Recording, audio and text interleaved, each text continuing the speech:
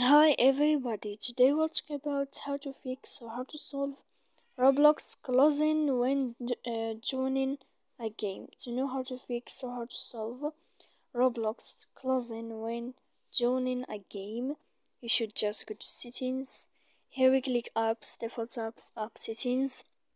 After that, in this page, you will enter to this window of Roblox. Then in this page of app info, you will enter to this window of first stop and we click OK.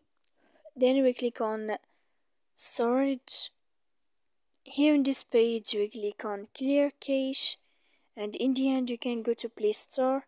You will search about Roblox. If you will find it here in this window of update, then you can update your application. So please don't forget to support us by like and subscribe.